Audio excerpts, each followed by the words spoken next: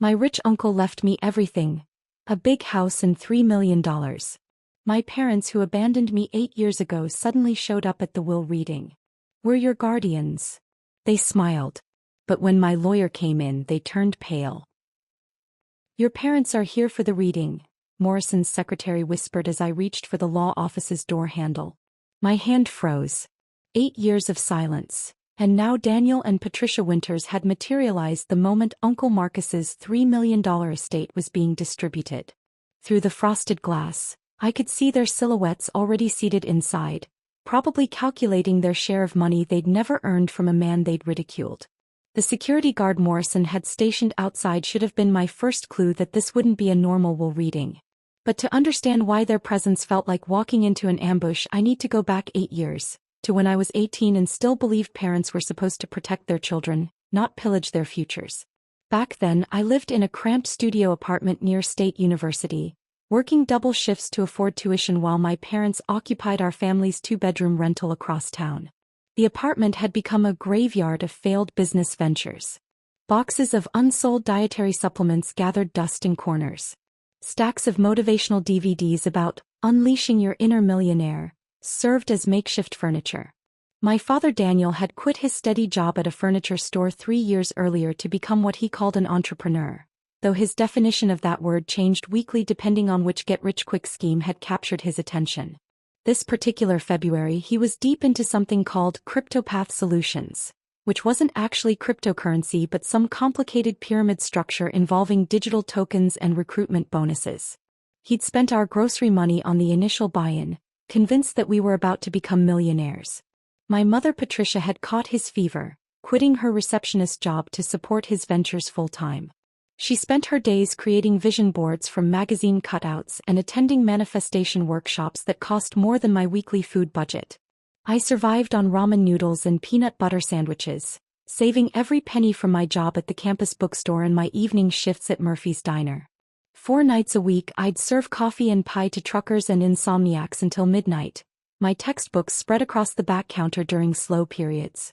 My manager, an older woman named Carol, would sometimes send me home with leftover soup or a sandwich that would just get thrown out anyway, though we both knew she was keeping me fed. The money I earned went into a dresser drawer in my bedroom at my parents' place, hidden behind winter sweaters in a manila envelope marked spring tuition.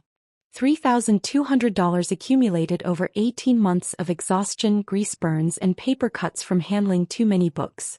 It was supposed to cover my next semester, keeping me on track to graduate and escape the cycle of financial chaos my parents had created. Uncle Marcus was the only success story in our family, and my parents despised him for it. He'd built Blackwood Consulting from nothing, starting with a single client and a borrowed laptop, eventually growing it into a firm with 40 employees and contracts across 3 states. At family gatherings, which happened exactly twice a year, my parents would fawn over him to his face, then dissect his life the moment his Mercedes disappeared around the corner. Poor Marcus, my mother would sigh, stirring her 3rd glass of wine. All that money and completely alone. What good is success without love? He's forgotten his roots, my father would add, bitterness creeping into his voice. Probably looks down on all of us now. Thinks money makes him better. They never mentioned the birthday cards Marcus sent me without fail, always containing a $100 bill and the same brief message. For books and necessities. Education is your ladder up. That money had saved me countless times. When my laptop died during finals week, Marcus's birthday money bought a refurbished one. When temperatures dropped below freezing and my coat fell apart, his $100 got me through winter. The warning signs started small that February. My parents began asking strangely specific questions about my schedule. What time do you finish at the diner on Thursdays? My mother would ask, her voice artificially casual. Are you taking any morning classes this semester? They claimed they wanted to plan family dinners, though we hadn't shared a meal in months. Moving boxes appeared in their bedroom. Not the usual inventory boxes from failed ventures, but sturdy U-Haul boxes meant for relocating. When I questioned them, my mother's eyes shifted away. Just organizing. Getting rid of clutter for better energy flow. My father started taking all his calls outside, pacing the parking lot even in freezing rain. Through the window I could see him gesturing wildly, his face animated with excitement or desperation, I couldn't tell which. He'd return with his cheeks flushed, muttering about new opportunities and fresh starts, before disappearing into their bedroom with his laptop. The atmosphere in their apartment grew thick with secrets. Whispered conversations stopped abruptly when I entered rooms. Documents were hastily flipped over when I passed by. My father's laptop, previously left open on the kitchen table, was now password protected and snapped shut whenever I approached. My mother's behavior became particularly unsettling. She'd watch me during my brief visits home with an intensity that made me uncomfortable, as if she was trying to memorize every detail. Once, while I was collecting clean laundry, she grabbed me in a suffocating embrace, whispering, "You're stronger than you know, Juliet. Never forget that." When I pulled back, confused, tears were streaming down her face. She rushed to the bathroom before I could ask what was wrong. The final week of February, their apartment buzzed with manic energy. More boxes appeared. My mother started giving away possessions. Her collection of ceramic angels to the neighbor, cookbooks to the library, claiming she was simplifying for spiritual clarity. My father shredded documents late into the night, the sound of the machine grinding through my attempts to study. On Tuesday, I found an eviction notice taped to their door. 3 months behind on rent. When I confronted them, my father waved it off. Technical misunderstanding. It's being resolved. But I saw him pack our family photos into a box that night, handling each frame with the care of someone saying goodbye. Wednesday, my mother made my favorite dinner, lasagna from scratch, something she hadn't done in years. She watched me eat every bite, her eyes red-rimmed and swollen. "I want you to know," she said suddenly, "that everything we've done has been because we love you." "Mom, you're scaring me." "What's going on?" "Nothing, baby. Just eat." Thursday morning, I left for an early shift at the bookstore.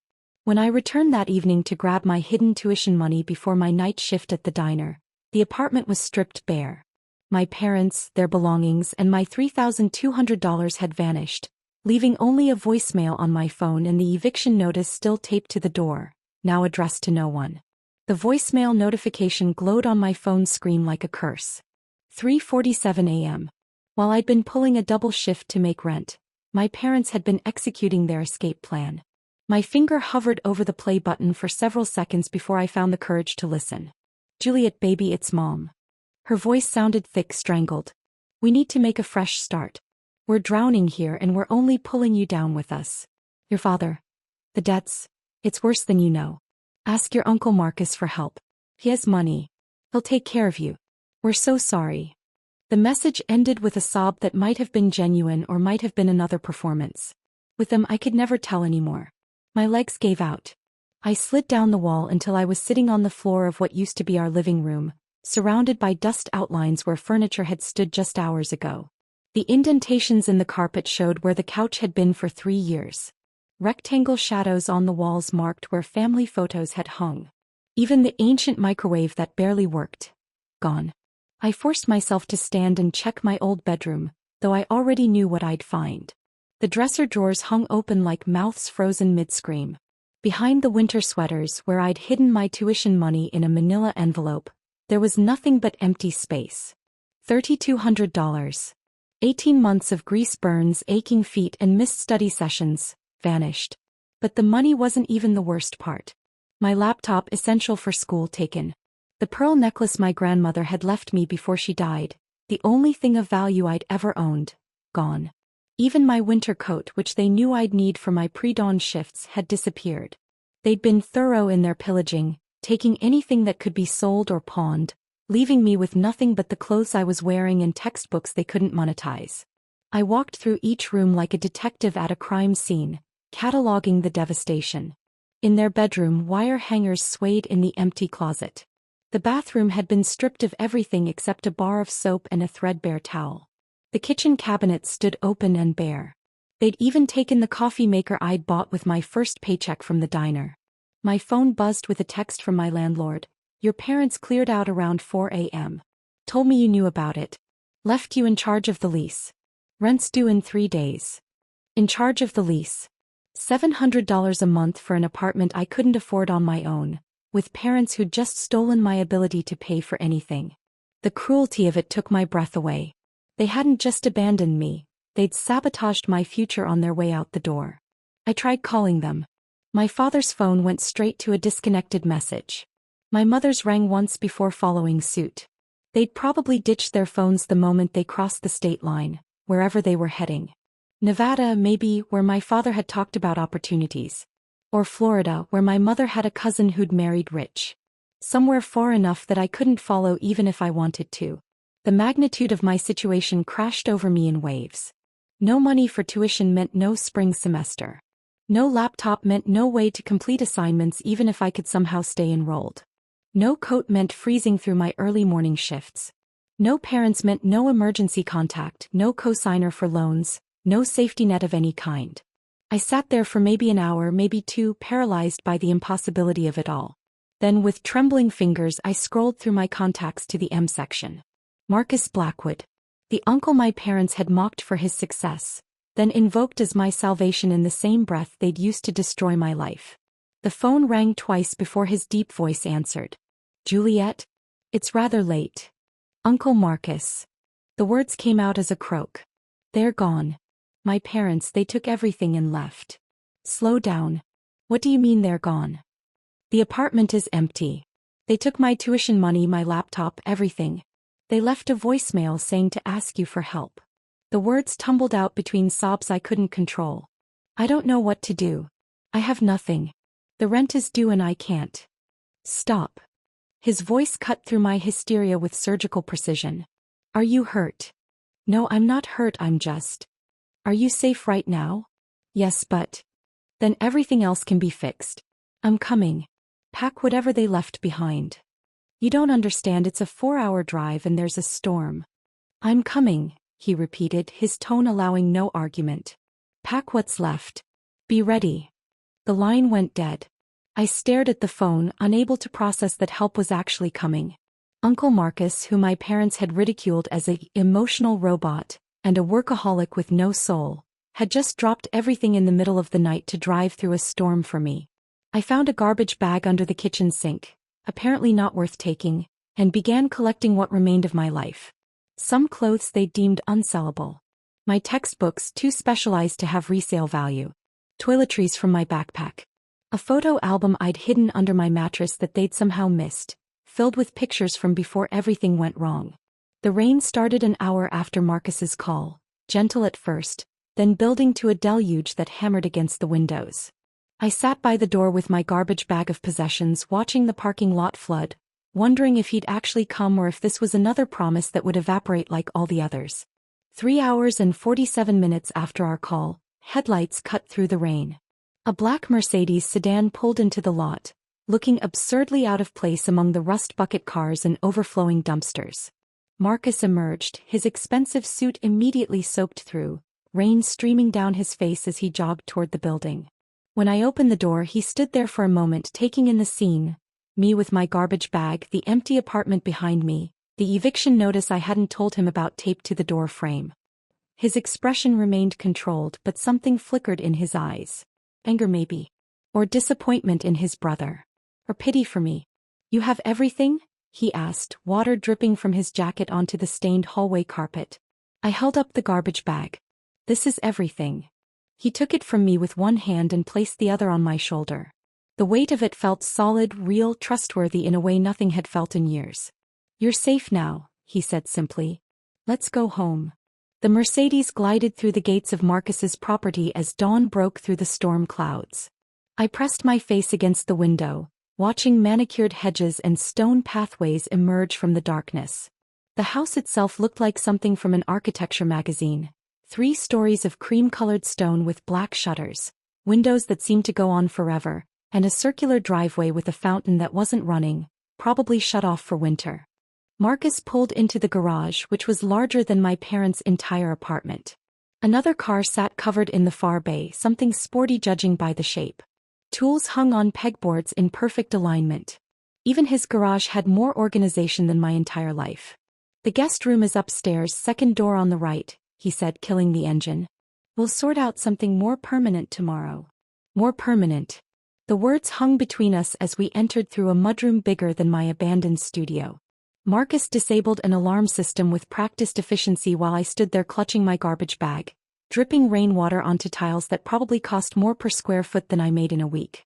The kitchen beyond the mudroom could have serviced a restaurant. Stainless steel appliances gleamed under pendant lights. An island dominated the center, its marble surface completely clear except for a single coffee maker that looked like it required an engineering degree to operate. Through an archway I glimpsed a dining room with a table for 12. "Are you hungry?" Marcus asked, already moving toward the refrigerator. "I'm fine," I lied, though I hadn't eaten since yesterday's lunch. He turned, fixing me with a look I would come to know well, patient but unwilling to accept polite deflection. "When did you last eat?" "Yesterday. Lunch." Without another word he began pulling items from the refrigerator. Eggs, bread, butter, orange juice. His movements were efficient, methodical. Within minutes, scrambled eggs and toast appeared on a plate he set firmly on the island. "Sit," he said, pointing to a bar stool. I remained standing, old habits from home making me uncomfortable with taking up space. "I can eat standing. I don't want to make a mess or—" "This is your home now." His voice carried an edge of authority that reminded me he ran a company with 40 employees. "Sit at the table like family." Family. The words stung and soothed simultaneously. I perched on the bar stool and forced myself to eat while he watched, his expression unreadable. After breakfast he showed me to the guest room. If I'd thought the kitchen was overwhelming, the bedroom left me speechless. A king-sized bed with enough pillows for 5 people. A bathroom with a soaking tub and separate glass shower. A walk-in closet larger than my studio apartment. The garbage bag of my possessions looked absurd in the corner. "Get some rest," Marcus said from the doorway. "We'll talk about next steps this afternoon." I didn't sleep. Instead, I sat on the edge of the bed, afraid to rumple the pristine white duvet, and tried to process the whiplash of the last 12 hours. Yesterday I'd been a struggling college student with neglectful parents. Today I was living in a mansion with an uncle I barely knew. That afternoon Marcus knocked and entered carrying a manila folder.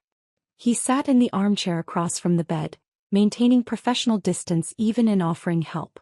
"I've made some calls," he began, opening the folder.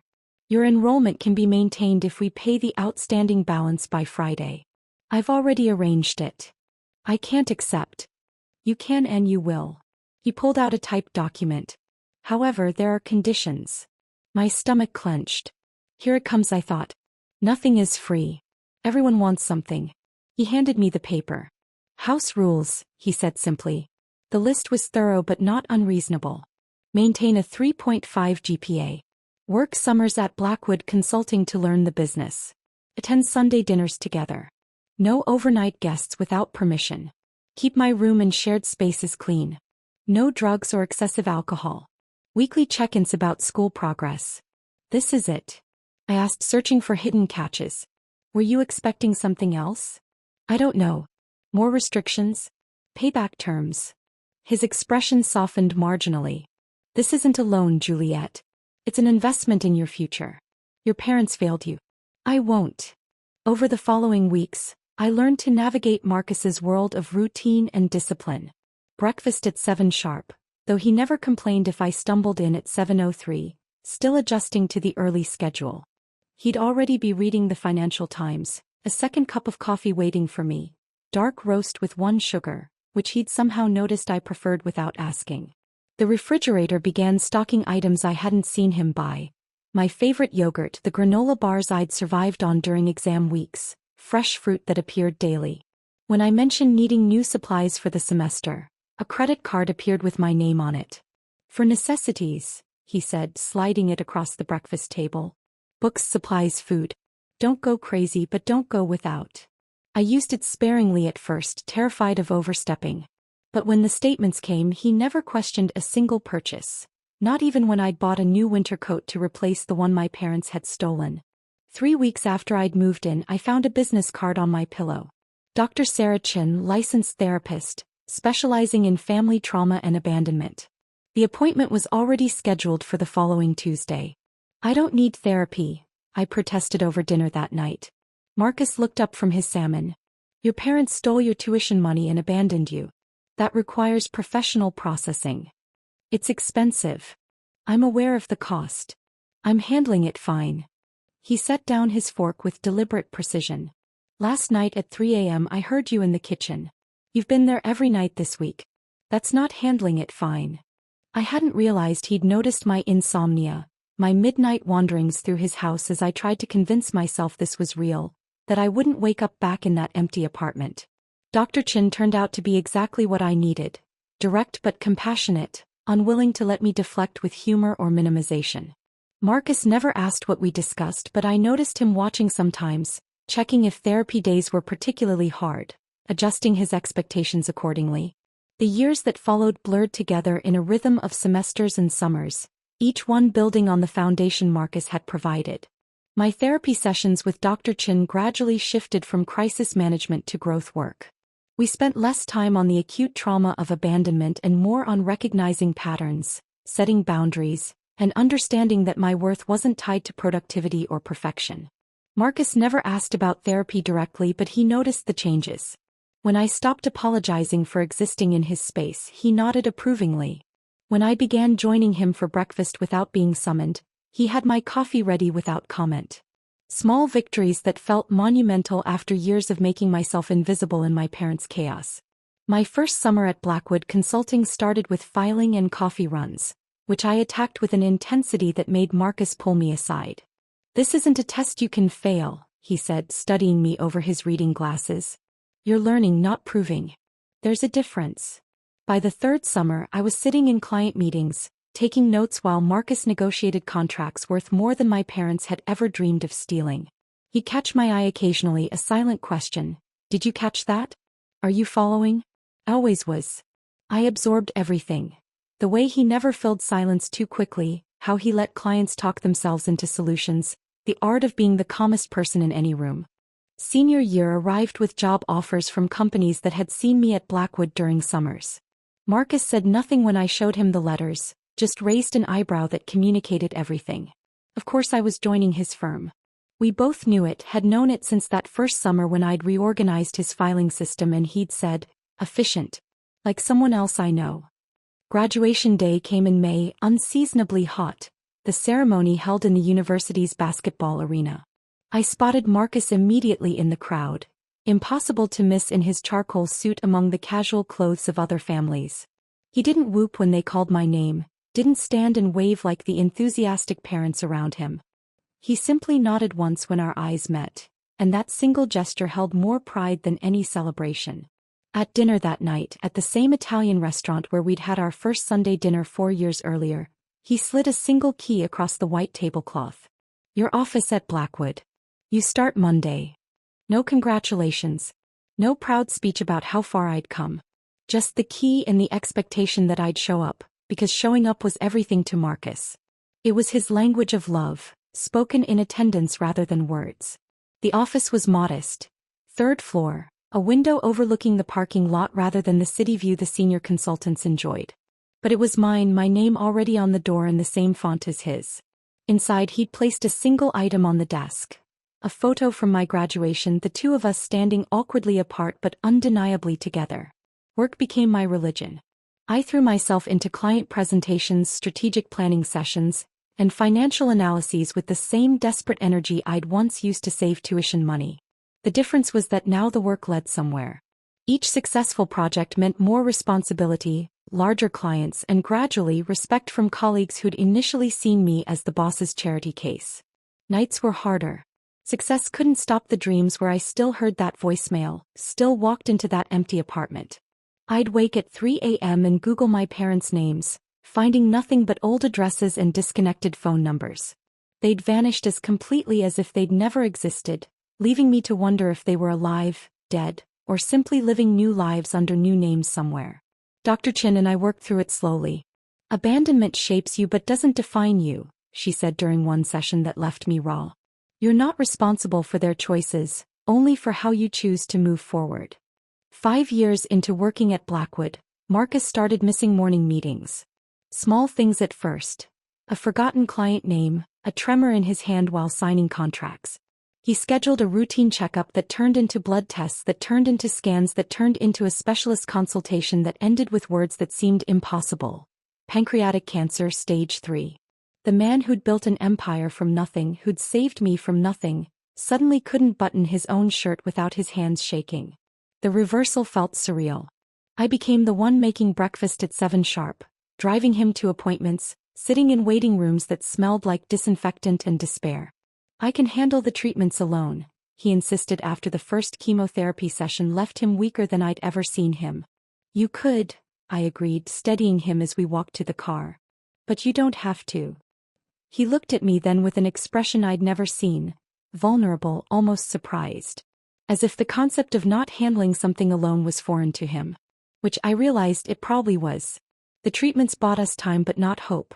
Marcus approached death like he'd approached everything else, with preparation and precision.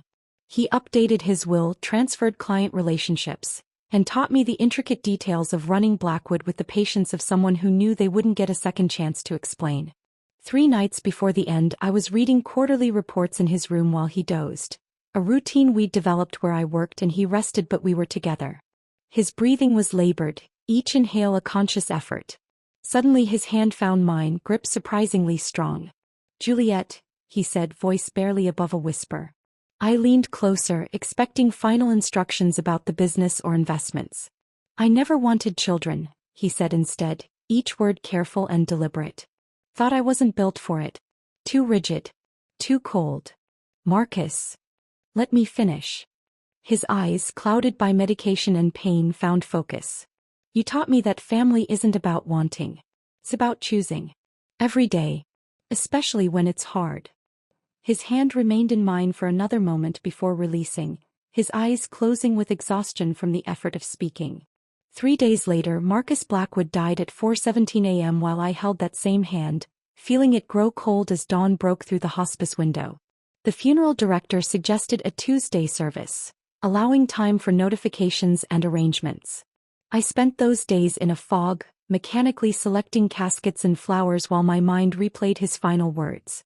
The Blackwood consulting team stepped up without being asked, handling logistics I couldn't face. His secretary Margaret, who'd worked with him for 15 years, simply appeared at the house with a black dress in my size and a gentle reminder to eat something. Tuesday arrived gray and fitting. The funeral home had suggested the smaller chapel, but I'd insisted on the larger one, expecting Marcus's influence to draw crowds.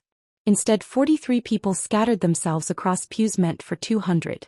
Business associates occupied the middle rows, maintaining professional distance even in grief. A handful of clients sat near the back, checking phones between hymns. The front row held only me. No cousins emerged from distant states. No childhood friends materialized with stories of young Marcus. No former lovers appeared with tearful remembrances. The man who'd saved my life had lived his entirely alone except for the final 8 years with me, and even then we'd existed in parallel more than together. 2 people sharing space, gradually learning to be family through proximity and necessity rather than blood or choice. The eulogies reflected this isolation. Robert Henley from Chase Banking praised Marcus's strategic vision. Sandra Liu from Morrison Enterprises commended his negotiation skills. Tom Bradley from the Chamber of Commerce noted his community contributions. They spoke of Marcus the businessman, the consultant, the strategic mind. Not one mentioned Marcus the person who'd memorized my coffee order or sat through my college graduation in uncomfortable bleachers or learned to say, "I'm proud of you," only through presence. I'd been asked to speak but couldn't find words that felt adequate. How do you eulogize someone who saved you through rigid structure and silent support? How do you explain that love sometimes looks like typed house rules and standing breakfast appointments? Instead, I remained silent in the front row, letting others fill the space with professional accomplishments while I mourned the personal moments they'd never seen. After the service, mourners filed past with practiced condolences. "He was a brilliant mind," they said. "The business world won't be the same. His legacy will continue through the firm." Empty words from empty suits, all eager to return to their offices and normal lives where death was just an inconvenient calendar interruption. Harold Morrison lingered as others departed, his usual attorney composure noticeably strained. He'd been Marcus's lawyer for 25 years, but today something in his expression suggested more than professional obligation. "Juliet," he said quietly, guiding me away from the remaining mourners. "We need to discuss the will reading scheduled for tomorrow." "Can't it wait? I haven't even. There are documents you need to see first." His voice dropped lower, eyes scanning the room as if checking for eavesdroppers. Things Marcus prepared in case certain people surface. The way he emphasized certain people made my stomach clench. What people? Marcus didn't have anyone. Morrison's jaw tightened. The reading is at 10 tomorrow morning. Come to my office at 9. There are files you should review privately first. He squeezed my shoulder, the gesture surprisingly paternal from such a formal man. Marcus was thorough in his preparations. Trust that. I returned to Marcus's house. My house now, though I couldn't think of it that way, and found myself in his study, surrounded by the life he'd documented with obsessive precision. Filing cabinets lined one wall, each drawer labeled by year and category. Investment strategy 2018 to 2020. Tax documents 2015 to 2017. Business correspondence 2021 to 2023. One label stopped me cold. GW protection. My initials. Protection from what?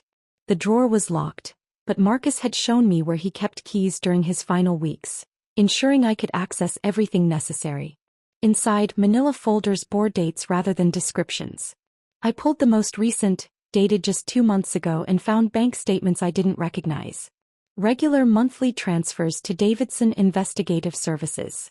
7 years of payments, $500 monthly like clockwork. Why had Marcus been paying a private investigator for 7 years? Almost the entire time I'd lived with him. Deeper in the drawer, I found correspondence with the investigation firm, but the letters were vague, referencing only ongoing surveillance and quarterly reports as requested. The reports themselves were nowhere in the file, as if Marcus had kept them elsewhere or destroyed them after reading. At the very back, I discovered a sealed manila envelope with my name written across it in Marcus's precise handwriting. Below my name he'd added, to be opened only with Morrison present at the official will reading. I held it up to the light, desperate to know what required such formality, but the paper was too thick to reveal anything. Whatever Marcus had written, he'd wanted witnesses when I read it, which meant it was either very important or very problematic. The next morning arrived too quickly. I'd barely slept, alternating between grief and anxiety about Morrison's warnings. The house felt cavernous without even the possibility of Marcus returning, every room echoing with absence. I arrived at Morrison's office at 8:45, unable to wait longer. His secretary, the same woman who'd whispered my parents' presence yesterday, though that felt like a lifetime ago now, showed me to a conference room I'd never seen before. Morrison was already there, several expandable folders arranged on the mahogany table. His expression when I entered confirmed my worst fears before he even spoke. "Juliet, I need to prepare you for something unexpected." He gestured for me to sit, pulling one folder closer. "Last night after I left the funeral, I received a call at my home. Your parents have surfaced."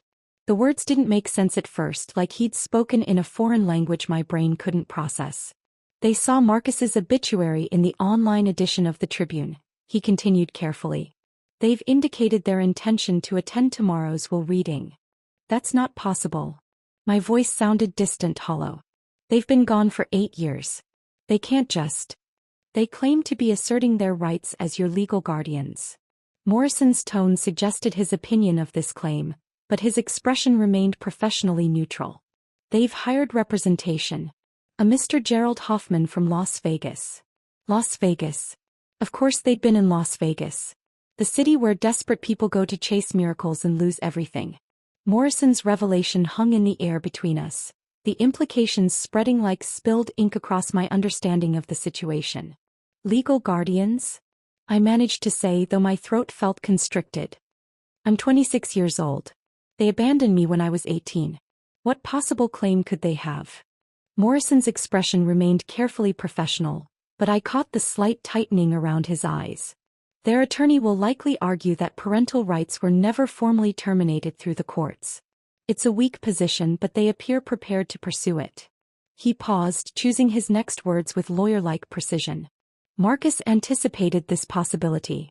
The documents in these folders represent 7 years of preparation for exactly this scenario. The door to Morrison's office opened before I could respond. His secretary appeared, her face apologetic but firm. "Mr. Morrison, the other parties have arrived for the 10 o'clock reading." My body went rigid. 8 years of absence, and they'd chosen this moment for their grand return. Morrison stood, straightening his tie with methodical precision. "Remember," he said quietly, "you are the sole beneficiary. Nothing they say or do changes that." Marcus made certain of it. We walked down the hallway toward the main conference room, my legs feeling disconnected from my body. Through the frosted glass doors I could make out shapes already seated inside. Morrison's hand briefly touched my elbow, a gesture of support that helped ground me in the moment. He opened the door and time seemed to slow. They sat at the far end of the conference table like actors who'd arrived early to claim the best positions. My father, Daniel, had gained significant weight, his belly straining against a navy suit that was clearly too small, the jacket unable to button across his expanded middle. His hair, once thick and dark, had thinned to wisps he tried to arrange strategically across his scalp. The fluorescent lights caught the sheen of perspiration already forming on his forehead. My mother, Patricia, looked simultaneously older and desperately trying to appear younger. Her dress, a purple number with shoulder pads that screamed previous decade, hung loosely on her diminished frame. She dyed her hair an aggressive blonde that only emphasized the gray roots already showing at her scalp. When she saw me, her face transformed into a practiced expression of maternal concern that might have fooled someone who hadn't watched her rehearse emotions in mirrors. "Julie, darling," she said, rising from her chair with arms outstretched, moving toward me with the determination of someone who'd planned this moment. I remained frozen in the doorway, unable to move forward or back. Her arms encircled me in an embrace that smelled of drugstore perfume and something else. Desperation maybe, or the particular scent of people who'd been living in hotels and other temporary spaces. I stood rigid, arms at my sides until she finally stepped back. "You look wonderful," she said, her eyes conducting a rapid inventory of my appearance. The tailored black dress Margaret had brought, the pearl earrings Marcus had given me for my college graduation, the watch that had been his and was now mine. "So sophisticated. Marcus clearly took good care of you." "We're here to help you through this difficult time, sweetheart," my father added, remaining seated but offering what he probably thought was a paternal smile. "As your parents, your legal guardians, we know this must be overwhelming." The words were rehearsed, their delivery slightly off, like actors who'd memorized lines but hadn't understood the character's motivation. Their eyes weren't on me but scanning the room, Morrison's leather-bound books, the oil paintings on the walls, the mahogany table that probably cost more than they'd ever earned in a year. A thin man in an ill-fitting gray suit stood near my parents, clutching a briefcase that had seen better days. "Gerald Hoffman," he said, extending a hand I didn't take. "I represent Mr. and Mrs. Winters in this matter." "What matter?" I asked, finding my voice at last. "This is a will reading, not a negotiation." Hoffman's smile was oleaginous, the expression of someone used to operating in the margins of respectability. "Well, that remains to be seen, doesn't it? Your parents have certain concerns about your ability to manage such a substantial inheritance without proper guidance." Morrison intervened smoothly, gesturing to chairs. "Let's all sit down and proceed with the reading. Everything else can be addressed afterward." I took a seat as far from my parents as the table allowed, noting how their eyes tracked my movement, how my mother's fingers drummed against her purse, a designer knockoff with uneven stitching, and how my father kept clearing his throat, a nervous habit I remembered from childhood when he was about to pitch another doomed scheme. Morrison opened his leather portfolio with deliberate ceremony, withdrawing a sealed envelope.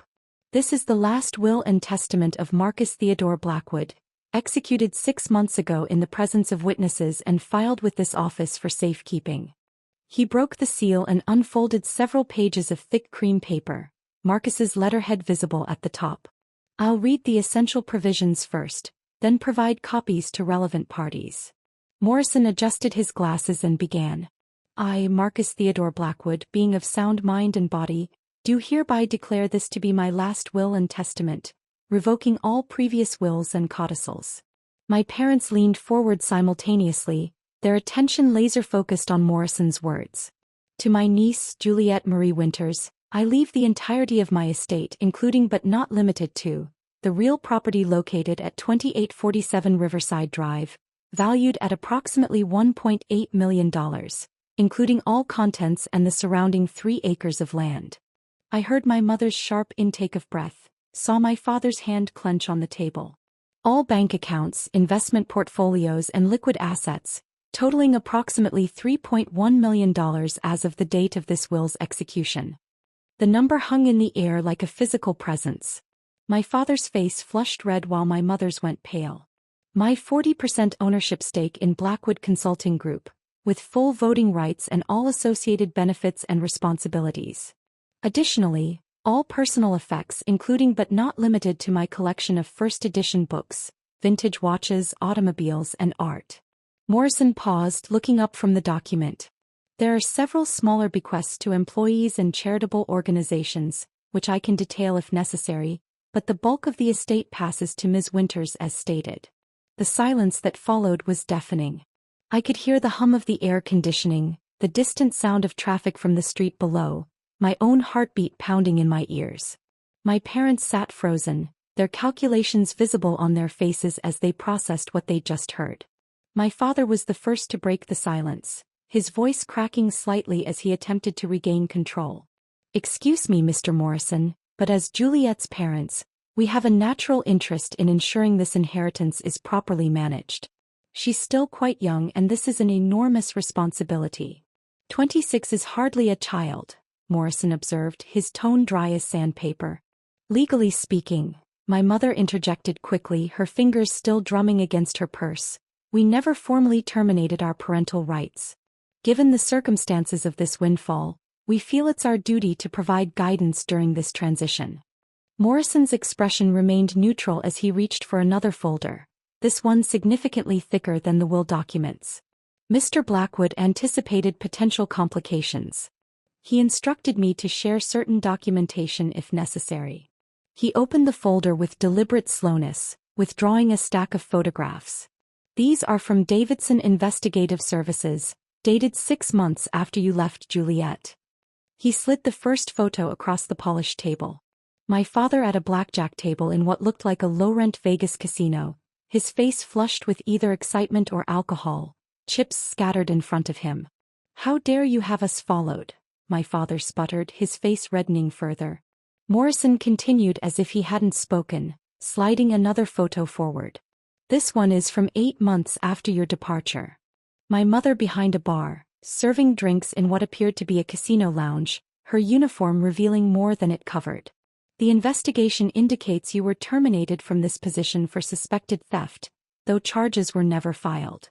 My mother's carefully applied makeup couldn't hide the color draining from her face. "That was a misunderstanding. The registered discrepancy was never proven to be." The pattern continued, Morrison interrupted, producing a document. "Daniel Winters arrested twice for check fraud in Arizona. Charges dropped due to insufficient evidence, but the arrest records remain." Hoffman, my parents' attorney, finally found his voice. "This surveillance constitutes a gross invasion of privacy. These documents would never be admissible in." "We're not in court, Mr. Hoffman," Morrison replied coolly. "We're establishing context for why Mr. Blackwood structured his estate as he did." He withdrew another set of papers. "Patricia Winters, terminated from 3 separate positions over 5 years. Sunrise Dental Office. Reason listed as misappropriation of petty cash. Desert Springs Resort. Inventory discrepancies. Maxwell's Department Store. Violation of employee purchase policies." Each revelation felt like another brick in a wall between us. These weren't the parents who'd raised me, who'd once taken me to the park on Sundays and helped with homework. These were strangers who'd spent 8 years becoming people I didn't recognize, or perhaps revealing who they'd always been beneath the parental facade. "Multiple eviction notices," Morrison continued, laying out documents like playing cards. 6 different addresses in 8 years. Small claims court judgments from landlords seeking back rent. A bankruptcy filing 2 years ago listing debts of over $70,000. "People struggle," my father said weakly, sweat now visibly beading on his forehead despite the air conditioning. "That doesn't make us criminals." Morrison reached for another document, this one bearing the letterhead of a predatory lending company. "This loan application is from 6 months ago. Particularly interesting is the co-signer section." He slid it toward me and I leaned forward to read, my stomach dropping as I recognized my own name in unfamiliar handwriting. They listed me as a guarantor? My voice came out strangled. With a forged signature? Not just listed, Morrison clarified. They provided your social security number, your current address, Marcus's address, and claimed you had agreed to guarantee a loan of $25,000. The betrayal shouldn't have surprised me after 8 years, but somehow it did. While I'd been caring for Marcus through his cancer treatments, while I'd been wondering if they were even alive, they'd been attempting to destroy my credit, to use my name for their schemes. We never submitted that application, my mother protested, but her voice lacked conviction. The loan company verified the application came from your IP address in Las Vegas, Morrison stated. They declined it when they couldn't verify Juliet's consent, but the attempt was documented. My father's attorney Hoffman shuffled through his own papers nervously. These are serious accusations. Without proof. Would you like to see the emails? Morrison asked, producing another folder. These are communications between Daniel and Patricia Winters from 3 years ago. He began reading aloud. Subject line, approaching M about J. Message, Marcus has money to burn. If we play the family card right, emphasize Juliet needs our guidance, he might set up a trust we can access. My mother made a sound between a gasp and a sob. You had no right to access our private. Actually, Morrison interrupted, these emails were obtained legally when you attempted to use a public library computer to access Marcus's company website repeatedly, triggering our security protocols. Our IT department preserved them as potential evidence of attempted corporate espionage. He pulled out another email. This one is particularly illuminating. If Marcus won't help directly, maybe we can convince Juliet we want to reconcile. She was always soft-hearted. Once we're back in her life, we can work on the money angle. The words hung in the air like a toxic cloud. Every fear I'd had about their motivations, every suspicion Dr. Chen had helped me work through validated in their own words. Those were taken out of context, my father said desperately. We were struggling, yes, but we always intended to reconnect with Juliet properly. 4 times, Morrison stated flatly. You contacted Marcus 4 times over 8 years seeking money. Each time claiming it was for Juliet's benefit, though she was already living with him and wanting for nothing. Each time he declined to respond. He reached for the sealed envelope I'd found in Marcus's study, the one with my name on it. Which brings us to Mr. Blackwood's final communication on this matter. He handed it to me. He requested you read this aloud if your parents appeared at the will reading. My hands trembled as I broke the seal. Marcus's precise handwriting filled the page, dated just 3 months ago when he'd known the cancer was winning. I cleared my throat and began reading. Juliet, if you're reading this, your parents have surfaced to claim what they never earned. Know that I've been monitoring them since the day they abandoned you. Not out of malice, but to protect you from further harm. I paused, glancing at my parents. My mother was crying now, though whether from shame or frustration at being caught I couldn't tell. They've attempted to contact me 4 times seeking money, each time claiming it was for your benefit. They've attempted to use your name and credit without consent. They've schemed and planned how to manipulate both of us for financial gain. The evidence Morrison has shown you represents only a portion of what I've documented. I continued reading Marcus's letter, my voice growing stronger with each word. The estate has been structured in protective trusts that require Morrison's co-signature for any substantial withdrawals. The house cannot be sold or leveraged for 5 years. These measures exist not because I doubt your judgment, but because I know the lengths to which desperate people will go when money is involved. Don't let guilt override logic. They chose their path 8 years ago. True family shows up when you need them, not when you have something they want. Remember that I chose you every day for 8 years. That is what parents do. All my love, Marcus. The conference room fell silent except for the hum of fluorescent lights overhead. I folded the letter carefully, treating it with the reverence it deserved. Marcus's final act of protection, reaching out from beyond death to shield me one last time. My father's face had turned an alarming shade of purple. He stood abruptly, his chair scraping against the floor with a sound that made everyone flinch. This is character assassination, he shouted, his carefully rehearsed composure completely shattered. Marcus poisoned you against us from the beginning. He wanted you for himself, wanted to play father to make up for his empty life. Daniel, sit down, Hoffman urged, tugging at his client's sleeve, but my father shook him off. We could make this very public, he continued, his voice rising with each word.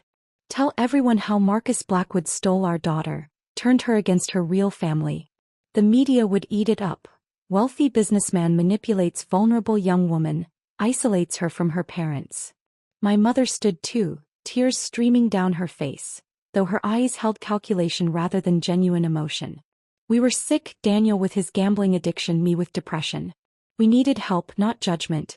What kind of man keeps a daughter from her parents when they're suffering from illness? The way she framed their abandonment as illness rather than choice made my blood burn. They had rewritten history in their minds, transforming their deliberate decisions into circumstances beyond their control. Addiction and depression are real conditions, I said, standing slowly, my legs surprisingly steady. But you chose to steal my tuition money. You chose to take grandmother's jewelry. You chose to leave without saying goodbye.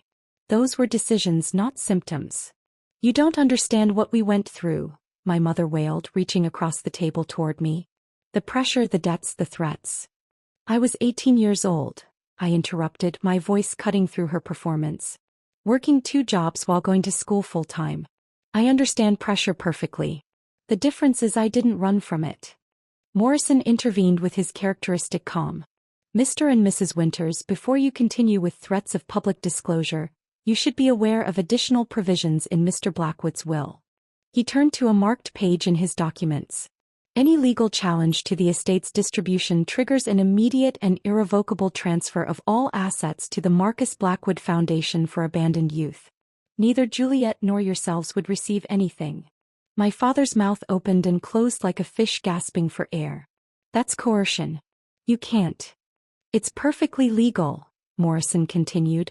Furthermore, regarding your threats of going public, I have here documentation of $18,000 stolen from Juliet. The tuition money, the cashed-out college fund, the pawned jewelry. I have the forged loan applications, the fraudulent use of her social security number, the attempted identity theft. He paused, letting each crime sink in. Would you prefer criminal charges or would you rather leave quietly? Hoffman whispered urgently in my father's ear, his face pale as he presumably explained the legal ramifications of what Morrison had just outlined. My mother sank back into her chair, her theatrical tears giving way to genuine panic. You're destroying your family, my father said, his voice now hoarse from shouting. Over money. Is that what Marcus taught you? That money matters more than blood. The accusation might have hurt if I hadn't spent 8 years in therapy working through these exact manipulations. Marcus taught me that family is about showing up. Every day. Consistently. Reliably. You taught me that blood relationships can be weapons people use to justify taking what they haven't earned. We're your parents, my mother said desperately, her mascara running in black streams down her cheeks. We gave you life. The words triggered something that had been building for 8 years, a response that came from the deepest part of my healing. You gave me life, then you almost destroyed it. Marcus gave me a future. He earned the title of parent by being present for every small moment you missed. Every birthday, every graduation, every nightmare, every success. He was there while you couldn't even leave a forwarding address. This isn't over, my father snarled, his mask completely gone now, revealing the desperate man beneath. We have rights. We'll contest this will. Morrison pressed a button on the conference room phone. Security to conference room 3, please. My father lunged forward, grabbing my arm with enough force to leave marks. You ungrateful little. Don't touch me. I pulled away, but he held on, his fingers digging into my skin. You owe us, he hissed, his breath hot and stale. For 18 years of raising you, feeding you, clothing you. That's called being a parent, I said, jerking my arm free just as 2 security guards entered the room. It's the minimum requirement, not a debt to be collected later. The guards moved toward my parents with professional efficiency. My mother stood, clutching her knockoff purse like a shield. You'll regret this, Juliet. When you're alone with nothing but money for company, you'll realize what you've thrown away. I'm not alone, I said quietly. I have the business Marcus built, the employees who respected him, the clients who trusted him, the foundation we planned together. I have a life built on genuine relationships, not transactions. As the security guards escorted them toward the door, My father turned back one more time. $3 million won't buy you happiness. No, I agreed. But it will protect me from people who think they can buy my forgiveness. My mother's final words echoed down the hallway as they were led away. We're still your parents. We'll always be your parents. Morrison waited until the elevator doors closed before speaking. There's a restraining order prepared if you wish to file it. I nodded, exhausted but oddly clear-headed. Do it. Everything necessary to protect the estate and myself. Morrison's office fell quiet after my parents' dramatic exit, the kind of silence that follows a storm. I signed the restraining order paperwork with a steady hand, though inside I felt hollow, scraped clean by the confrontation. Morrison's secretary brought me water in a crystal glass that I held but didn't drink, my mind still processing what had just happened. The restraining order will be served within 24 hours, Morrison said, reviewing the documents. It prohibits them from coming within 500 feet of you, your home, or your place of business. Any violation will result in immediate arrest. I nodded, knowing paperwork rarely stopped desperate people. Marcus had taught me to plan for contingencies, to never assume a single barrier would be enough. What about the forgery? The identity theft? We can pursue criminal charges if you wish. The evidence is substantial enough for prosecution. The words hung between us. Criminal charges against my own parents. 8 years ago that thought would have destroyed me. Now it felt like a practical consideration, nothing more. I left Morrison's office and drove back to Marcus's house. My house, though I still couldn't think of it that way. The massive structure felt even emptier now, echoing with absence. I walked through the rooms, touching furniture Marcus had chosen, looking at artwork he'd collected, trying to feel his presence in the things he'd left behind. That evening, Margaret from the office called to check on me. Word had already spread through the company about the confrontation at Morrison's office. Everyone's talking about it, she said gently. How are you holding up? I'm fine, I said automatically, then caught myself using the same deflection I'd criticized in others. Actually, I'm not fine. But I will be. The next 2 days passed in a blur of condolences and business decisions. I forced myself to go to the office to sit in Marcus's chair, my chair now, and review contracts he'd been negotiating. The work helped, giving my mind something concrete to focus on besides the image of my parents being escorted out by security.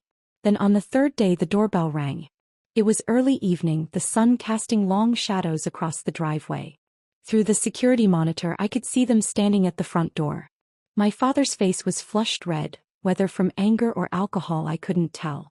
My mother stood beside him, mascara smeared, clutching tissues. They knew about the cameras, they had to, but they rang again anyway, longer this time, pressing the button like persistence could erase 8 years of absence.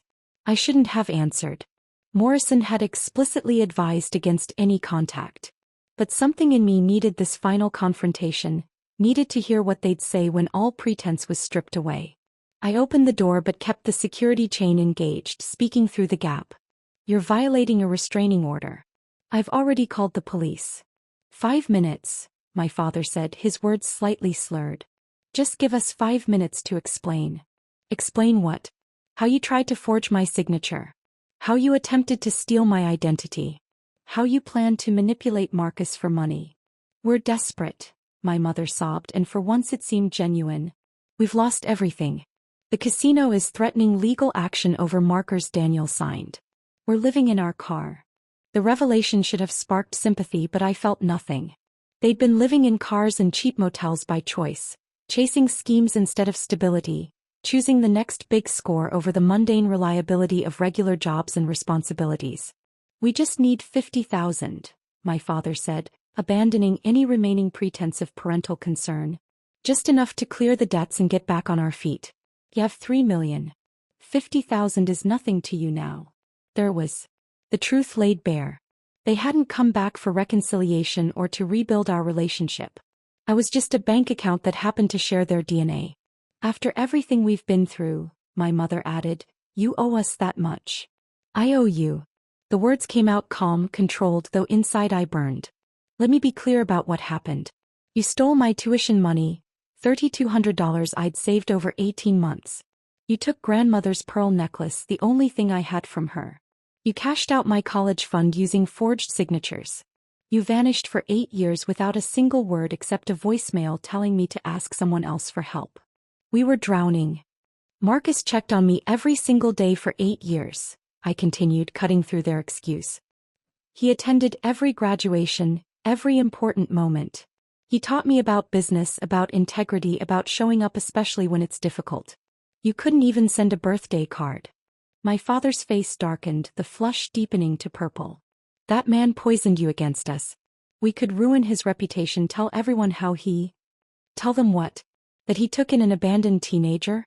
That he paid for her education? That he taught her to run a business? That he never once asked for repayment or held it over my head? I pulled out my phone, showing them it was recording. Every threat you make is being documented. The security cameras are recording. If you contact me again, Morrison will file criminal charges for the forgery and theft. Through the gap in the door, I could see a patrol car turning into the driveway, its lights not yet flashing but visible in the growing dusk. My parents saw it too, their faces shifting from anger to panic. "This is really how you want it to end?" my mother asked, tears streaming down her face. "We're still your parents, Juliet. We'll always be your parents." The officers were out of their vehicle now, walking up the driveway with measured steps. My father grabbed my mother's arm, pulling her back from the door. "No," I said, my voice steady and final. "You were my parents. Past tense. You abandoned that title 8 years ago when you chose your schemes over your daughter. Marcus picked it up, carried it without complaint, and earned it through consistent action. That's what parents do. They show up, they stay, they protect. You did none of those things." The officers reached the porch, their presence professional but firm. "Ma'am, are these the individuals named in the restraining order?"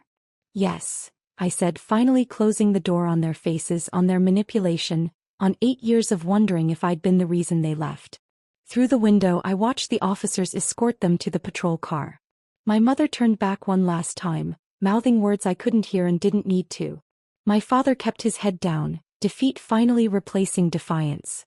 The patrol car's taillights disappeared into the darkness, taking my parents with them. I stood at the window for several minutes after they'd gone, waiting for something, regret, sadness, relief, but felt only a strange emptiness, as if a wound had finally been cleaned and could now begin healing properly. The months that followed passed in waves of activity and reflection. I threw myself into the business with renewed purpose, arriving at Blackwood Consulting each morning with the same dedication Marcus had shown for decades. The employees, initially uncertain about my leadership, gradually warmed as they saw I'd inherited more than just Marcus's shares. I'd absorbed his work ethic, his attention to detail, his ability to see 3 moves ahead in any negotiation. The austere study where Marcus had spent countless evenings became my sanctuary, though I transformed it to reflect both our styles. His heavy oak desk remained, but I added warm lighting and plants that softened the severity. The walls still held his diplomas and awards, but now they shared space with photos from company retreats and team celebrations, images of life and connection rather than just achievement. I hired 2 junior consultants in the 3rd month, both recent graduates who reminded me painfully of myself at that age. Sarah Chin, no relation to my therapist, had the same desperate hunger to prove herself that I'd carried. James Hoffman, whose unfortunate surname made me flinch initially, worked with the intensity of someone who'd grown up with nothing and refused to go back. Training them, watching them grasp concepts and gain confidence, I finally understood why Marcus had taken such satisfaction in mentoring me. The formal dining room where Marcus and I had shared hundreds of silent meals, now hosted weekly team meetings. We'd gather around the massive table, laptops and coffee cups replacing china and crystal, discussing strategies and celebrating wins. Margaret commented once that the house finally felt alive, that Marcus would have been pleased to see it used rather than preserved. 4 months after the confrontation with my parents, I established the Marcus Blackwood Foundation for Abandoned Youth. The paperwork was complex, the legal requirements stringent, but Morrison guided me through each step with patience that reminded me of Marcus teaching me to read financial statements. The foundation would provide emergency housing, education funds, and therapy resources for young adults aged 18 to 25 who'd been abandoned by their families. The age range is specific, Morrison noted, reviewing the charter. That's when you need family most, I explained. When you're technically an adult but still learning how to be one. When everyone assumes you should have support but you don't. The first scholarship recipient was a 19-year-old named David whose parents had kicked him out for refusing to join their religious community. His thank you letter sat framed on my desk beside the photo of Marcus and me at graduation. "You saved my life," he'd written. "Not just financially but by proving that strangers can become family." 5 months in, while preparing Marcus's bedroom to donate his clothes to charity, I found the box. It was tucked in the back of his closet, unlabeled and unremarkable. Inside, my entire life through his eyes unfolded in careful documentation. Every article about my college achievements, meticulously cut from newspapers and preserved in plastic sleeves. Programs from every graduation, my name highlighted in yellow. Business cards from my first week at Blackwood, kept in a small envelope marked J's beginning. Beneath these were handwritten letters, dozens of them, all addressed to me but never sent. The earliest was dated a week after I'd moved in. "Juliet, I want to tell you that your presence has altered my home in ways I didn't expect. The sound of someone else moving through these rooms is strange but not unpleasant. I hope I can provide what you need. Marcus." Another from my college graduation. "Dear Juliet, today you walked across that stage and I felt something I assume must be pride, though I have no reference point for the emotion. You have exceeded every expectation. I wish I could express." The sentence ended there, abandoned like so many attempts at emotional expression. The most recent letter was dated just a month before his diagnosis. "Juliet, there are words I should have said years ago. You changed my understanding of what family means. Not obligation or accident of birth but choice made daily, especially when difficult. You taught me that love doesn't require blood or even words, just presence. If something happens to me..." It stopped there too, but this time I knew how it would have ended. He'd shown me every day what he couldn't write. This morning, exactly 6 months after the will reading, I stood at Marcus's grave with fresh lilies, his favorite flowers though he'd never admitted to having favorites. The headstone was simple black granite with just his name and dates, exactly as he'd specified. No elaborate epitaph, no sentimental phrases, just the facts. "The foundation approved its 20th grant yesterday," I told the stone, feeling only slightly foolish talking to granite and earth. A young woman whose parents stole her identity, actually. Familiar story. "Morrison says the tax benefits are substantial, which you'd appreciate." A breeze moved through the cemetery trees and for a moment I could almost hear Marcus's response. "Good. Efficiency in all things, including charity." The $3 million still sat largely untouched in various accounts, growing through careful investment as Marcus had taught me. But standing there, I understood with perfect clarity that the money had never been the inheritance. The real gift was the model he'd provided. How to show up consistently, how to build trust through action, how to choose family rather than simply accept it. He taught me that love doesn't announce itself with grand declarations but reveals itself in small, repeated choices. Making breakfast at 7 sharp. Sitting through uncomfortable bleachers at graduations. Teaching someone to read financial statements with the same patience you'd teach them to tie their shoes. Never saying "I love you," but proving it through 8 years of unbroken presence. I thought of my parents, probably in another state by now, chasing another scheme that would inevitably fail. The restraining order had held. They hadn't attempted contact again. Morrison had received one letter from their lawyer requesting reconsideration of modest financial support, which we'd declined without response. They'd made their choice 8 years ago and again 6 months ago. Some bridges, once burned, weren't meant to be rebuilt. If this story of family betrayal and ultimate vindication kept you riveted until the end, hit that like button right now. My favorite part was when Morrison revealed 7 years of investigative files, exposing every scheme the parents had attempted. What was your most satisfying moment? Drop it in the comments below. Don't miss more powerful stories like this. Subscribe and hit that notification bell so you never miss an upload.